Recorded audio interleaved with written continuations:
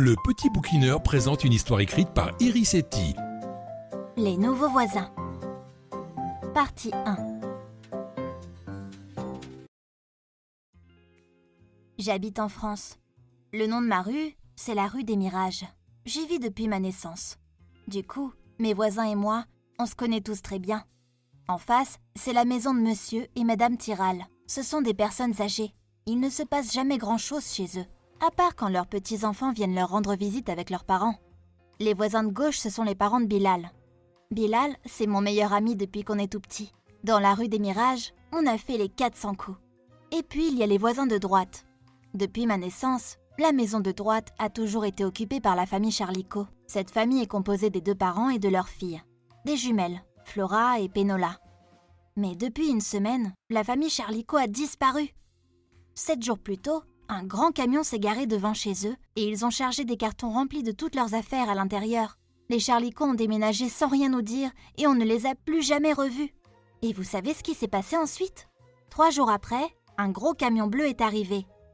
Il était précédé d'une voiture rouge dans laquelle il y avait un monsieur, une dame et une fille sur la banquette arrière. Ils se sont garés et ont emmené plein de cartons et de meubles dans la maison. C'est à ce moment que j'ai compris que ce seraient eux nos nouveaux voisins. Les nouveaux voisins, ils sont plutôt étranges. Ils ne font rien comme tout le monde. Pour commencer, ils ne se sont même pas présentés aux autres voisins. La dame, elle a de très très longs cheveux ondulés. À vrai dire, ils traînent par terre. Elle porte toujours la même très longue robe marron qui arbore plein de petits froufrous. Elle n'a jamais de chaussures aux pieds. Et pour finir, elle marche tout le temps la tête penchée en regardant le sol. Le monsieur, lui, il est chauve, mais à contrepartie, possède une très longue barbe grise et blanche. Lui non plus ne porte jamais de chaussures. En plus, il a plein de colliers loufoques autour du cou. Il en a même un qui est composé de 4 pendentifs hyper bizarres. Ce sont des animaux étranges que je n'ai jamais vus nulle part. Lui et sa fille marchent également la tête penchée en fixant le sol.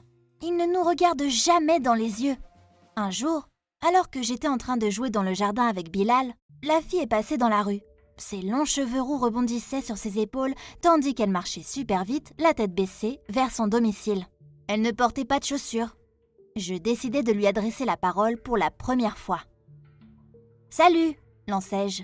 Elle s'arrêta net mais ne me regarda pas. « Je m'appelle Frédéric, et toi ?» La fille restait dans un mutisme déconcertant. Elle orienta sa tête dans ma direction, mais toujours en fixant le bitume. « Tu ne comptes pas nous répondre ?» la questionna Bilal.